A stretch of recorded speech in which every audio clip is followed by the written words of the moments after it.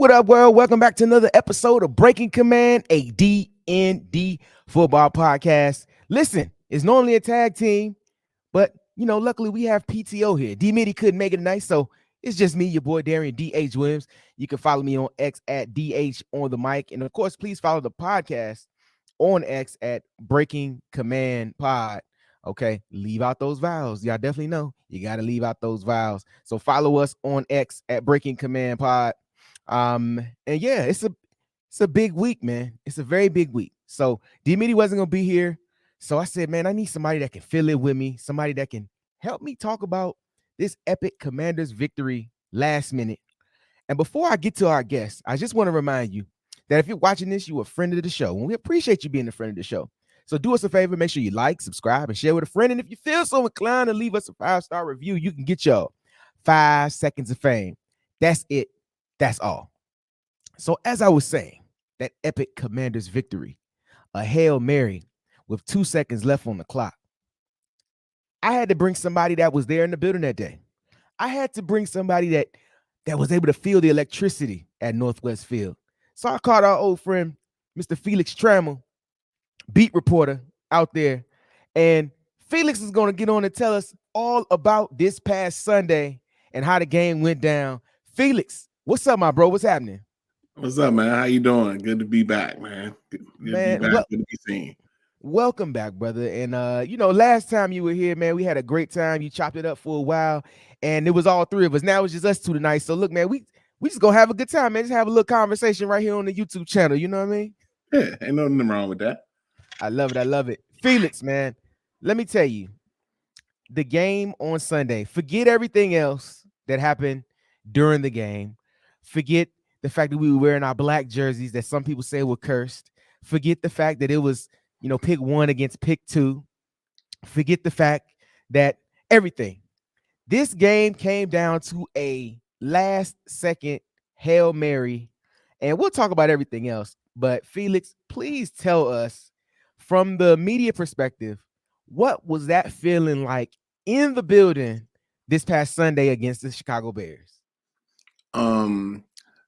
From the media perspective, a lot of media were disappointed because that was a game Washington dominated and should have won easily. And the old adage, you can't let a bad team hang around. And I need to say that Chicago's not a bad team. Washington made them look bad, but they're not a bad team. But you don't let the teams hang around. You put them away. You make the game easy. And Washington didn't do that. But so there was that moment of, how are you going to frame this? The Chicago media was like, they literally just stole this game, and then everyone was just taken back. It was a shock.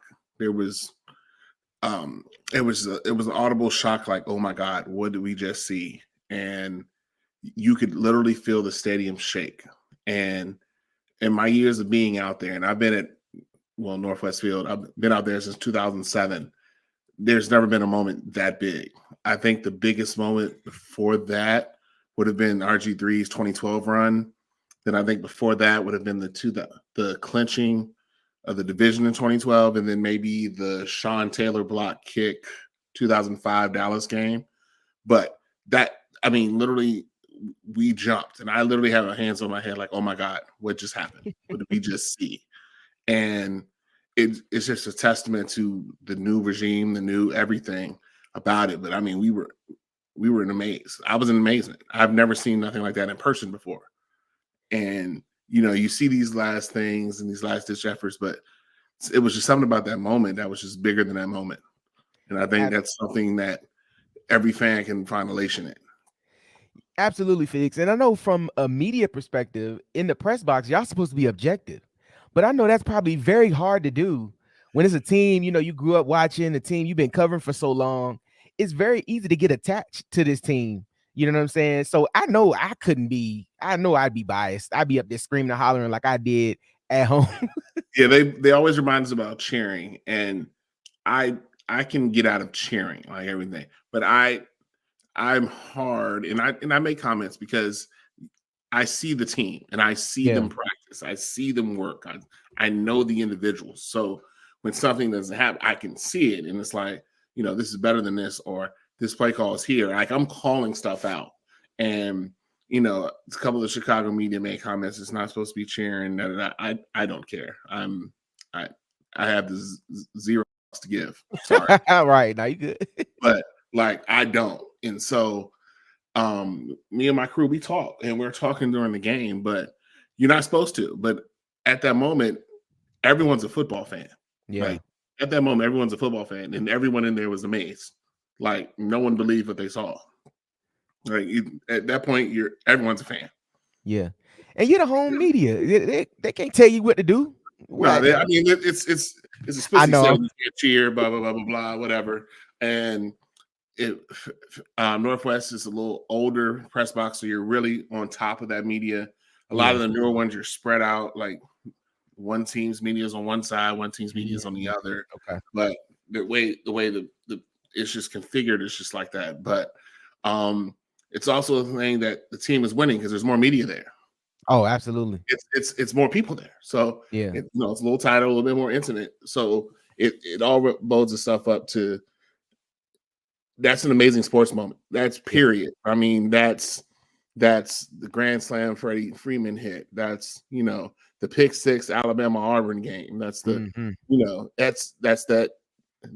Sorry, I'm gonna bring this up. Make you mad. That's that Villanova 3-pointer against Carolina. You know, You just you had to know do it. it's Christian Leitner over Kentucky. Yeah. It's those type of things. But it was that type of sports moment. You're just gonna always remember that sports moment. So for that moment, yeah, it's fine because there's never any animosity. But that moment was that moment. Like I literally had my hands on my head, like, oh my god, what did I just see? Like Y- that didn't It just feel happen. it's wild because, like you said, that was indeed a sports moment. So, like, you've seen that other places, and it's almost a similar reaction. Like, wow, I can't believe that. Like, just Aaron Rodgers, the one against Detroit, that last second one, the one in the playoff game against Arizona a couple Right, years back. Even the one he had earlier this year. You know what I'm saying, to Lazard that he caught before the halftime. So it's like those moments. But then when it's your team. right. And for me, I'll just tell you, for me, I don't know. I know you saw the video on X, man. I went completely nuts, man. Like I was sitting on the couch, and I'll tell the story here for you guys. So that was the end of the game. I had sat and watched the game all day. Wifey was downstairs, and as the game was wrapping up, it's like right before they scored. Right before the Bears scored, she was like, all right, I'm gonna take baby girl upstairs, kind of get her situated. I was like, cool, no worries. I was like, man, it's a tough game, but it's all good. So she's watching the game on her phone while she's giving baby girl a bath. I'm watching down here, in the man cave. So the play starts, and Jayden is scrambling, extending the play, and he begins to throw the football. And I begin to stand up because it felt like that's how long it took for the ball to even get there. It just felt like it took forever. So I stood up, and before it's like it froze. So before your man that was doing all the dances, before he went and tapped the ball, Mm-hmm. I could see Noah standing behind. Mm-hmm. And he just went up, tapped it, and Noah Brown caught it. And the elation that I had, that I felt like it was something that I had never felt before as a sports fan who's almost 40. Like it was something that I never felt before from this perspective, for it being your team and it happening for you.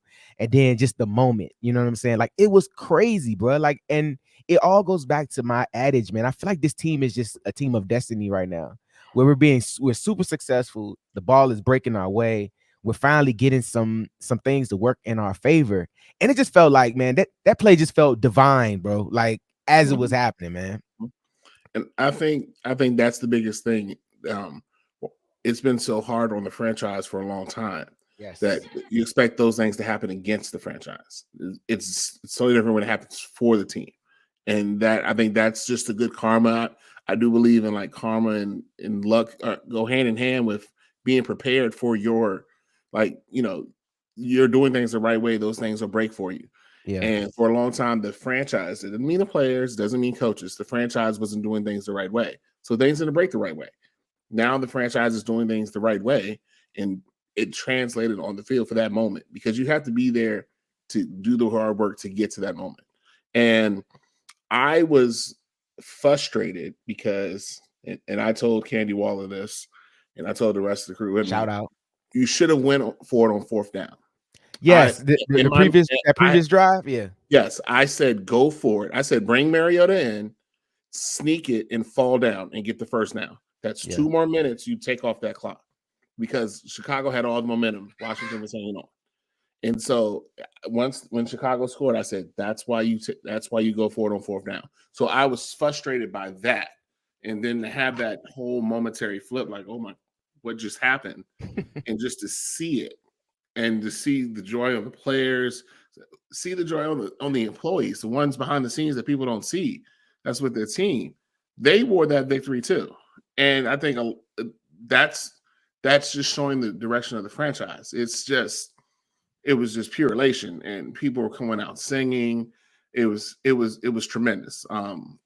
My boss was there. He's a Bears fan, and he's Ah, still mad. Like I've never seen something like that before in my life, and um, that's different for them too because they yeah. were like they stole a game they thought they had, and then to lose it like that was tough. But it did seem like Jayden was scrambling for an eternity, but then it just seemed like the easiest ball he threw. I mean, it just seemed so easy. It wasn't chaotic. It was just here's a long toss. Let me see what happens, and it was the easiest catch Noah Brown will ever have. Like Right, because it will ever have. he had dropped a few earlier. Right, he had one on a in on a it was like a 12-yard in. Hmm. Yeah, it would have been a first down. Hit him right here. It hit him right here. And like good receivers, you want the ball back, and he made it Yeah, up. This is like Terry's. Terry's had some drops in the past. You're like, throw the ball to him again. He's going to make the tough catch. And Noah made the actually what turned out to be the easiest catch of his career, but probably one of the most important.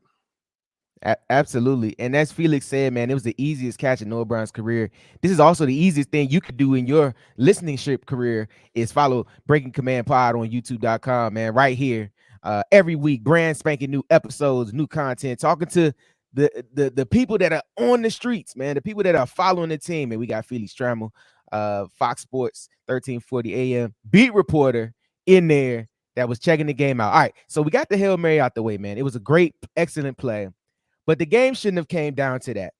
Your Absolutely. overall view of the game, the Commanders definitely almost blew that one. But, luck would have it, they made the play. But talk about, I don't know if you felt this way as well, but it just felt like, man, that it felt like the score should have been a whole lot more than what they had. The game just felt like we won the entire game. And it just felt like, it shouldn't have came down to that. And it broke our way, luckily, but the game shouldn't have came down to that play. You agree? Absolutely. People are frustrated. There's, and I'm just looking out at Twitter Nation and blah blah blah, and other people have talked to. They're frustrated with the offense, the red zone offense, and I took them back, and I'm like, there was one touchdown with Zach Ertz that was probably taken off. That's 50-50. There's another touchdown on the swing play to Zacchaeus that was brought back for a penalty. So there was the touchdowns right there. That's two touchdowns instead of two field goals. So add 12 points to whatever they had. So now they're at 24, 27 points. They win that game. It doesn't even come down to whatever the Bears did at the end.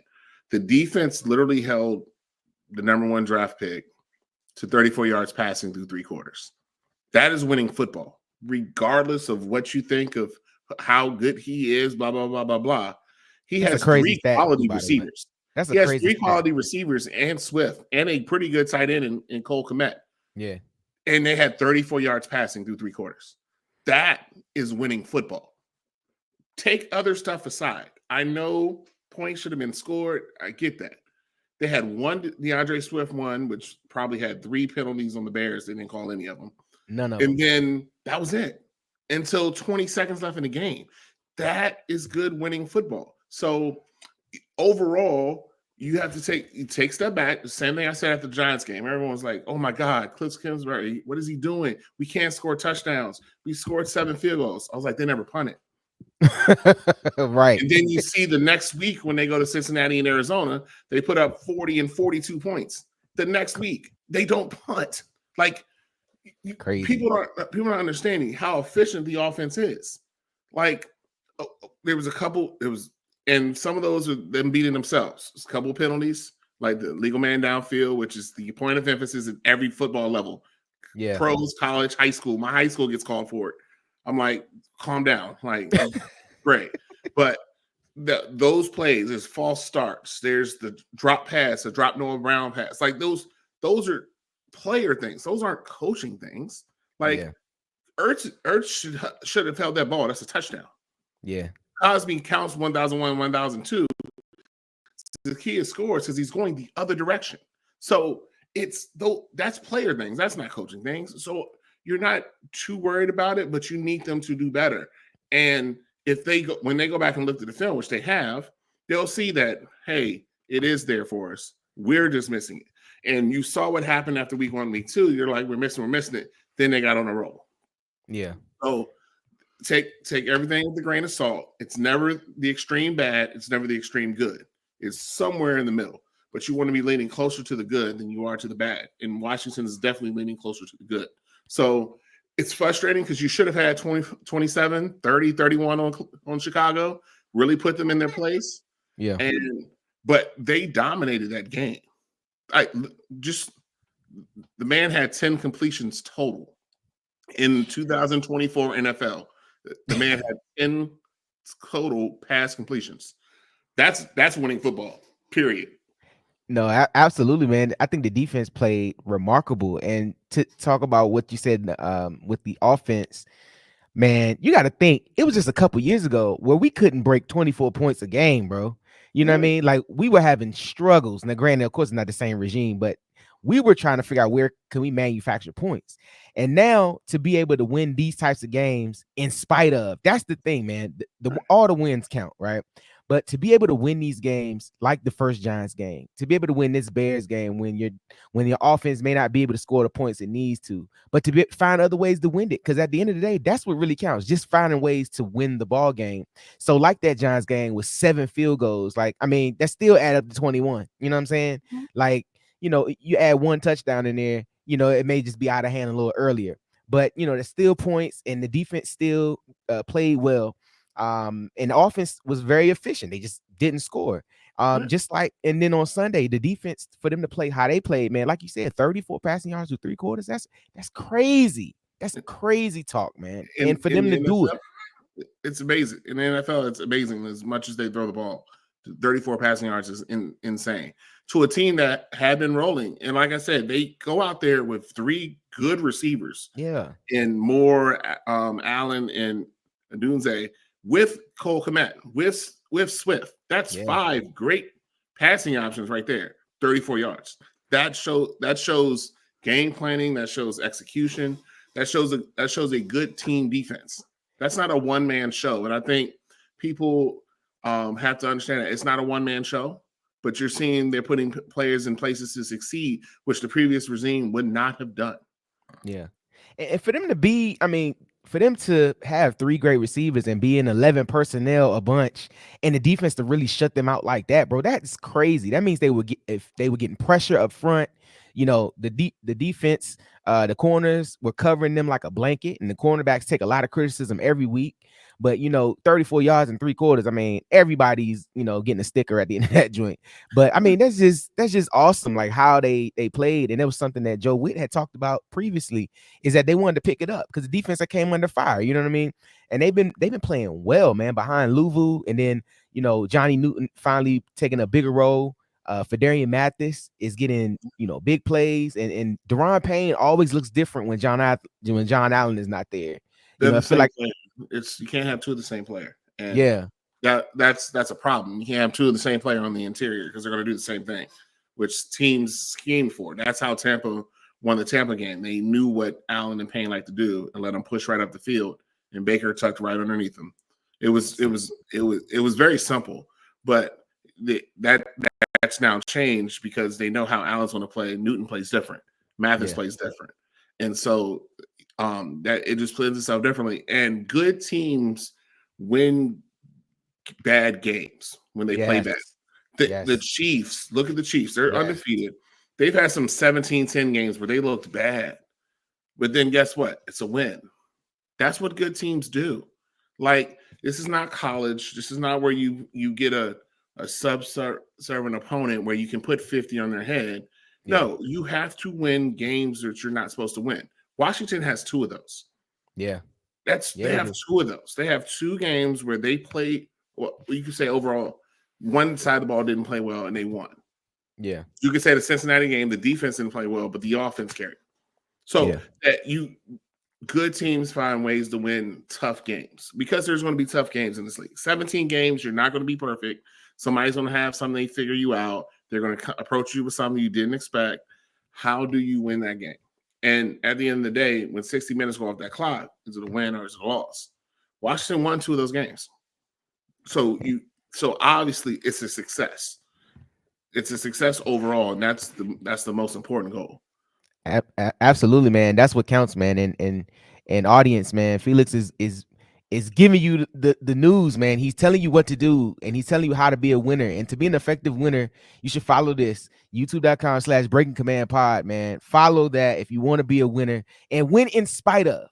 And the one key component to the Commanders doing so well this year and winning how they have is one Jayden Daniels. Jayden Daniels has been playing out of his mind. He's playing like a hold on one second. Would you like some strawberries? Yes, I'll get you some strawberries in a moment, okay? I promise I'll get you some in a moment. All right. Jayden Daniels has been playing out of his mind. He's put the team on his back, and he really has the national eye on him. Felix, we hadn't talked since Jayden Daniels started playing meaningful football this season. What is your, I guess, observation of Jayden through the first 8 games of his career? Not of this. It's crazy, but I'm gonna let you say what you need to say. But give me your observation of Jayden Daniels through the first 8 games of his career. He is so cool and so not bothered. And I think not bothered is the best way to say it. You see quarterbacks and you see at any level, you can tell when a quarterback's flustered. Feet get choppy, they start moving around, they get jittery. Watch Jayden when a blitz comes. He never looks out of place. He never looks Never, panicked. He never never. looks panicked. Now, he does that mean he won't make a mistake? No, he'll make a mistake. He might throw a ball behind the receiver or put it in harm's way, but you'll see what he's seeing on that play. But he's never panicked. And I think that's the biggest thing I've seen out of him from 8 games. If I had thrown that Hail Mary, I would have been walking around in my uniform for 3 hours, talking trash to everybody you saw. That's why God didn't give me that talent, because I would have been 1997 Shawn Michaels DX Oh at my God, AFC. That's what I would have been. That was me in high school. That was my nickname in high school. That was how I acted. So if I man, would have did that on that moment, on that you never stage, I never would have hit been into that. 5 minutes later, it looked like Jayden had just came from a Tuesday practice. Mm, yep. That's how he acted. That's how the thing was. He was like, all right, did what it had to do the ball. Like, okay, now we got to work. We got to go to the Giants. Like, that says more about anything else, because that's the person that people don't see. Now, every quarterback's arrogant. That's part of the job that they're Yeah. supposed to be.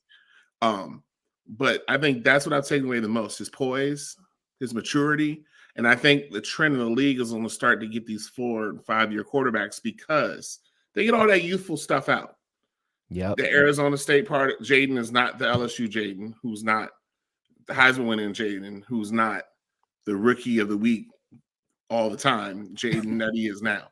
And I think that maturity and poise is what makes a difference for him. And everyone on that team believes in him. Every Yeah. single one believes in him. And once that happens, then you can roll, because their team, Kansas City Chiefs, Yeah. everyone believes in Patrick Mahomes. It doesn't matter who you are. If you show up Yeah. as a rookie, a 12-year vet, or how many years DeAndre Hopkins is when he walks in that door, DeAndre, with all his cachet, DeAndre Hopkins is going to shut up and listen to whatever Mahomes has to say, because they know who that is. Yep. Jayden has that respect from his teammates now, and not just his teammates, the teams he's played. Mm. They respect him. So that character, that poise, is what is made me the most proud, because I saw the talent. You see the arm talent. Yeah. You like the best throw of the night was caught, but it didn't go in for completion. The one to Luke in the back corner of the end zone. Yeah. Not He with didn't get a his feet down. 6'6" Montez Sweat with an arm on you about to bring you down Yeah. to throw that ball, and what it was an inch away from being completed because Luke made an amazing catch. That's arm talent. That is Yeah. arm talent. This city has not had in a quarterback in a long, long time. That is simply a talent that you just don't see walking down the street every day. When you say What? that, man, it takes me back to Adrian Peterson, what he did when I seen him throw that ball. Right. That thing was funny. I did that on one of his throws. I can't think which throw it was. I think it was the Cincinnati one. I Yeah. think I think I tweeted that when he did it in the Cincinnati to Terry to clinch that game. That was the meme I threw because I said because I mean that throw was perfect. They also practiced that throw, so like I think that's the biggest thing on Jayden is that poise and the moment's never too big. The moment's never too big, and like I said, he doesn't panic. You'll see him. The most frustration I saw out of him was when he got hurt. Yeah, when he slammed the It was helmet. the fact that he was hurt, not the fact Yeah. that they were saying it was the fact that he was hurt. I think that was the most frustrated I've ever seen him. He wasn't frustrated when people drop the ball. You don't see that, or he makes a bad throw. You don't see that frustration. He's because there's never frustration there. Yeah. That's the most frustrated I saw was when he went out there. He's like, I really can't play, and he threw his helmet down. Man, it's Felix, it's crazy because we had Lake on a few episodes ago, and he said Cali cool. Like Yeah. nothing flusters him, nothing bothers him. And to your point as to how he was after the biggest play, almost the biggest play in our history, Mm-hmm. one could argue and say. But I saw it too when he went on Commanders post game live with Brian Cobra Jr., Brian B. Mitch and Santana Moss. I mean, you wouldn't even know he did it. You know what I'm saying? And those guys were hype. Those are former players and media members, hype. And it was like he didn't even do it. And then he go to the podium and he sits at the podium and he's just having a regular casual conversation. And for him to do that, it's just like he's just done it before. It's like I know he was excited in the moment because we all saw the mic'd up and stuff, but it's like as soon as that's over, man, he's like, I'm on to the Giants. And that's something that I don't know if you can measure. Like it's just crazy how he's not even acting like a rookie. Like he's acting like a 10-year veteran, bro. And I think that's something big for this team right now. Absolutely, and it carries over to everybody. He let everybody have their moment. Everyone was excited, and the flip side of that, Noah Brown was the same way. He had his moment. He Yeah. celebrated. And he was just cool. He was at the joint like, yeah, I caught the ball, like like there was no anger about that moment, and I think that shows this team more than anybody because there were some guys in there. I mean, you're supposed to celebrate. You celebrate Yeah. a play like that, but the beautiful thing about it is Wednesday at practice, that play didn't happen anymore. It was the Mm-hmm. Giants. Mm-hmm. In old regimes, we would have Washington would have won that game, and then it would have been still in the glow of the moment. And like even what Joe Witt said yesterday, he didn't see it. Joe Witt was mad. Yeah. Yep. We, I was frustrated because we gave up that touchdown, so I didn't even see the play. That's what I like to see. That's what I like to see. Even the It, moment's the moment, but then he's frustrated at something like that. He has a plan. Like I like it, and I think that comes from Quinn down because Quinn yeah. has a very even kill. You see him on the side. He celebrates hard for his players, but you never see him get mad. You never see him get frustrated. The quarterback, you never see him mad. You never see him get frustrated. That carries over to the other 52 guys on the roster.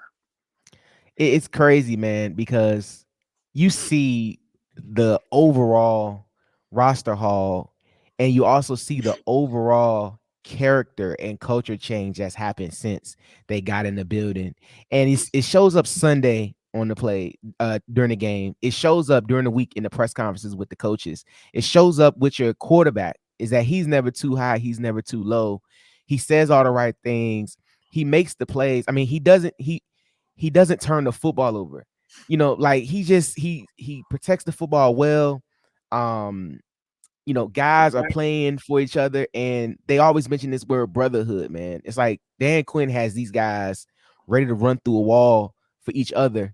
And then once they run through the wall, they want to beat up the guy who made the bricks for putting the Right, wall up in front of them. You know what I'm saying? Like, right. I really love that about this squad. And I don't remember us being that tight before um in recent years. But it's just like you said, man, it goes from top down, and it's all those guys, man. And to be able to have your number one, your quarterback in his first year, the second overall pick, be the leader of this team and be able to galvanize these guys. The sky is the limit for this team. And the sky may be maybe the limit for this team this season.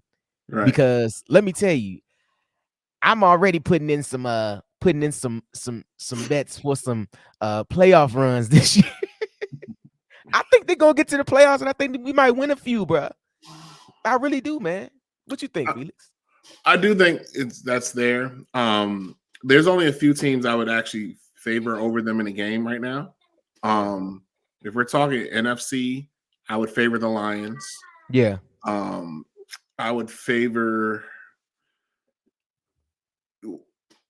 Minnesota's hot and cold, but I could see them if you play them in Minnesota, you Yeah. could favor them. Um, I'm not scared of nobody San in Fran, NFC I mean, other than them. Other San Fran than is what you beat Yeah. up, but San Fran is just proven. If we're talking AFC, the Ravens, the Chiefs, maybe the Bills, and I think Yeah. that would be the limit for me. I would say I would just predict them to be a better team than Washington right now, Yeah. and that's not a long list. That's not a Not at long all. list at all. I think if they could replay that Tampa game now, they would win that game. But those would be it. So I think there's a good chance. There's a good chance they have 9 games left. They've played the hardest part of their schedule. This is like this little second 4-game stretch will be 3 division opponents and the Steelers in the middle. Yeah. That's going to be tough just because it's the division. But you get through that and you win 3 out of 4 of those games, you're in the driver's seat. I mean, Yeah. because the Lions are going to and Vikings are going to have to play each other. They're going to have to play the Packers, who are resurging with love. The Bears are going to get some people off. So now they're going to cannibalize themselves. When Yeah. you're talking about Washington has to play, the hardest team would be the Falcons, Yeah. the Steelers. Like, you have Tennessee on your crossover game. Like, you have the Saints, who without Carr are looking quite pitiful. Spencer Rattler is having a rough time. You have the Cowboys who are doing what the Cowboys are doing.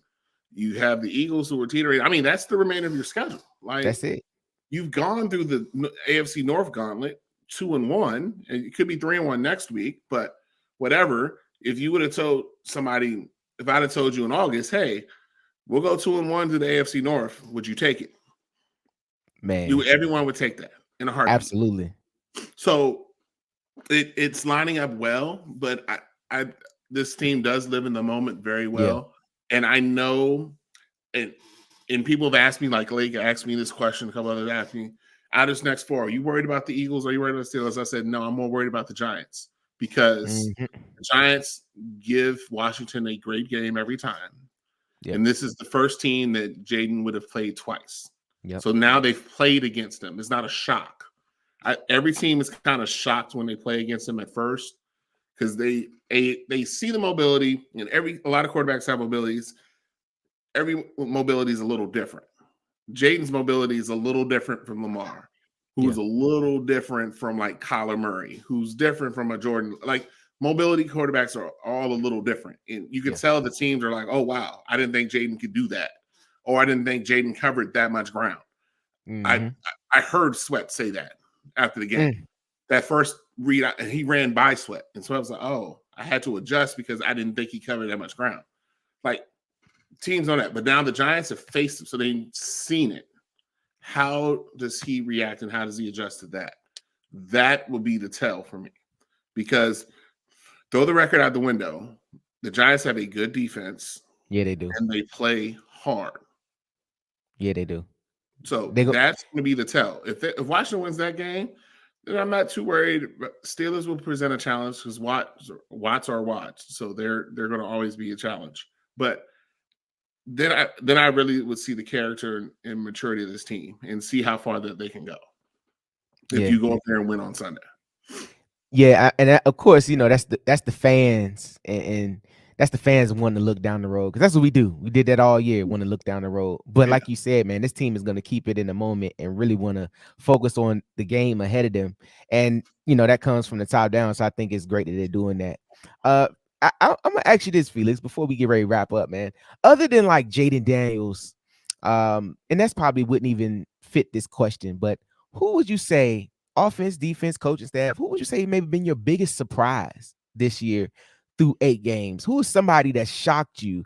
Somebody that's played well that you maybe wouldn't have expected to play as well as they have, or a coach that has coached way better than what you thought they would have through the first I'm, 8 games of the I'm gonna season? give you two examples.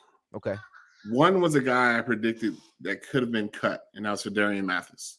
I Mm, didn't, and part of it, and I've said this, part of this was injury, but part of it he wasn't utilized very well. He's yeah. being utilized very well now, and he's being coached by Tap, who gets the absolute best out of players. So for Darian Mathis is one. The other one would be a shot. Tony Wiley. Mm, Think about last year in the offensive line, hmm. and Wiley looked bad last year. Leno Yeah. had problems, and there was a lot that went into that. It was bad scheme, Sam holding the ball a lot, not true to the run, very overdone offensive system under EB. But look at Wiley now. Yeah. Wiley is having a very solid season at right tackle. No one's going to say he's not going to get accolades. No. But remember last year, you just knew that person was coming from there. It Yeah. was almost a guarantee. It's not that same anymore. If you go back and look at the film, Wiley's playing well, and Wiley is showing very veteran characteristics that he wants to be here. Last year, it didn't seem like he wanted to be here. Last year Yeah. was collect a check. He is competing. He is fighting hard. He's protecting Jayden. Let Jayden go down on a run. Who's standing there? Yep. Wiley and Biotish. Yep. You're not touching my quarterback.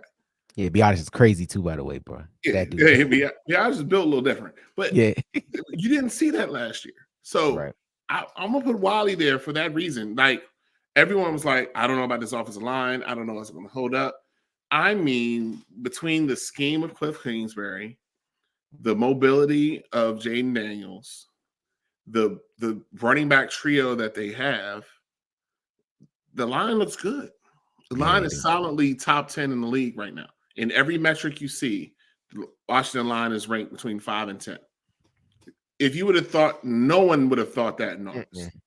Absolutely not. No one would have thought that. So that lends itself to saying some of it was people who were brought in, like everyone, Bobby Wagner's and Frankie Louvu's. That's all well and good, but some of the ones that survived that roster purging Yeah. look like different players, and that's Fidarian Mathis. That's coaching. Yeah. That's Wiley. That's coaching. Andrew Wiley. You said Tony earlier. I I know was I said like, Tony OP, Wiley. OPR Yeah, director Tony. yeah. Tony would be scared to be on that edge, but yeah. But Wiley on the end, that's another one that was here in bad times that looks like a totally different player now. Mm, That is coaching. yeah. That is No. coaching, and you can say whatever you want, but that shows a coaching staff. They brought a lot of their guys in, but they didn't bring in a whole new 53. They have to coach some of the players that were here, and Forbes looks better when he does play. Now if you notice, they kind of use him on certain receivers, certain Yeah. skill set receivers. Yeah. So you'll see more of him this Sunday when they play the Giants. Probably St. Juice would probably travel with neighbors, Okay. and then Forbes would be opposite. And you see games where that's happened, and Forbes looks better. So that's telling me they're being coached. They're being Yeah. coached and schemed better. But those would be the two. If you have to answer that question, it'd be Mathis and Wiley, because those two look night and day like different ball players than they did last season. I love that answer that you gave, and it's just funny. It goes back to a coach telling us that it takes 4 years for a culture change, or 4 years to get a winning type roster in, and Adam Peters has done what couldn't be done here, literally in months. Mhm. And it's crazy. And it does go back to your point with coaching, bro. Because, you know, like you said, guys that were here last year that, you know, looked bad or looked pedestrian, now looking like better, way better players. They're being coached properly. And it all goes into what you do well. Like they're being put in positions to where they can affect the game in a great spot, man. Some of those guys aren't built to, and I commend them for the way they rotate the defensive line. Like I love their defensive line rotation that they have, bro. Like literally, they're not leaning on one or two guys to play every snap. They have a platoon type of rotation, getting guys in and out, situational things, giving guys breathers, and really, from one they playing, seven D linemen, you know what I'm saying? Seven, eight D linemen, and all of them are being effective. And that's something the previous regime didn't do. And I said this, and some people got upset. The line plays better without Jonathan Allen, and he's 9 times out of 10 he's probably played his last snap here. That's not a knock on him, but they do play better. The roles are better. Johnny Newton fits this scheme better. Clelin Ferrell plays this scheme better. Like all these guys fit this scheme better. And like you said, they're putting 8, 9 guys in there. So now Payne comes in and he's fresh. He's not trying to play 70% of the snaps. He's playing 45% of the snaps, but they're highly effective 45% of the snaps or the big moments. And so you can affect the game more. But, a lot of people were reticent on Dan Quinn. They're like, oh, no, not Dan Quinn's a retread. He's not doing much in Dallas, But look at the staff he assembled. It's almost like he assembled the Avengers. Like he has 3 other former head coaches on the staff. He has Lynn coaching running backs. You got Ken Norton coaching linebackers. You got Kingsbury calling the offense. You got and they coached. He's allowed them to coach. And people don't understate that. There's some coaches that are micromanagers. Like, coach up, no, I know he said to do this, you do this. So that all lends itself into that. So if you can affect a player and make them good, then you're coaching. Because guess what? This is the NFL. Yeah. 98% of the world, people walking around down the streets can't do it. So they're already an elite athlete. They're elite at something. That's why they walked in the door in the NFL. Yep. Can you affect that 2%? Can you put them in that position to be the most effective player? And that's what this coaching staff is doing. Like you try to make Darian Mathis a zero tech when he never played nose guard at Alabama, and you want him to be a 2-gap nose tech. He's not going to do good. Nope. It doesn't work. Nope. Like those little simple things, you got to understand a player's skill set, but they're not bums because they're in the league. Right. But coach, you have to coach. And I think Dan Quinn does not get enough credit for that. Not just him being the coach, but the staff he assembled was amazing. Like everyone talks about the staff that John Gruden had when he had McVay and or Kyle Shanahan had all these guys who are now head coaches. None of them were proven guys when they were on the staff. And he went and got proven guys and brought them back. Ken Norton doesn't want to be a head coach. He doesn't want to be a head coach. He loves coaching what he's doing right now. Yeah. Kingsbury might want to go off be a coach again in a few years. That's fine. But Anthony Lynn, he's chilling. Yep. Anthony Lynn's fine. He is affecting the game. And look at the 3 running backs. And when one of them goes down, the game plan doesn't change. Yep. You know how good the offense is? When Daniels went out with Mariota, the offense didn't change. Did not change. You're Nothing 100% changed. Correct. Yep. It's amazing, bro. That just lets you know that the coaching level has gone up. So by the coaching level going up, the player level has gone up. Now they replaced a lot of pieces that had to leave. Yeah. A lot of pieces had to go. And some are still in the league, some aren't. That's life. However, the ones that are here, all you can see all doing this. And if they're all doing this, some are going to grow faster than others. Some are going to make exponential jumps. Some are going to be a little bit more minuscule. But if they're affecting change, then they're doing things in the right way. And the coaching staff needs to be commended for that. Peters allowing Quinn to assemble his staff and Quinn allowing his staff to coach. Yeah. I love that. Felix, you mentioned Dan Quinn hiring elite level coaches that can come in and coach, man. We appreciate you, an elite level beat reporter. Bring in the noise, man. Bring in the information and the data.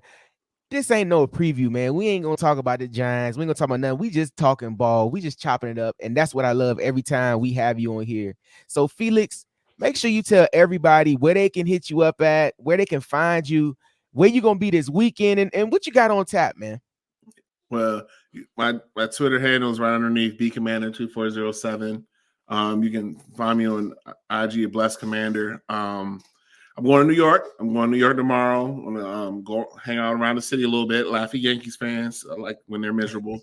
And then see the game on Sunday. And like I said, I'm excited to see Kingsbury attack a defense in a different way, and just how the team responds. But got that. I'm going to be doing some more film breakdowns. Around not in my football season, and my high school is winding down. I'll be able to do more film study. I'm probably doing that film study Tuesdays, so look out for that on my Twitter handle. And on 1340 AM Fox Sports Hopewell.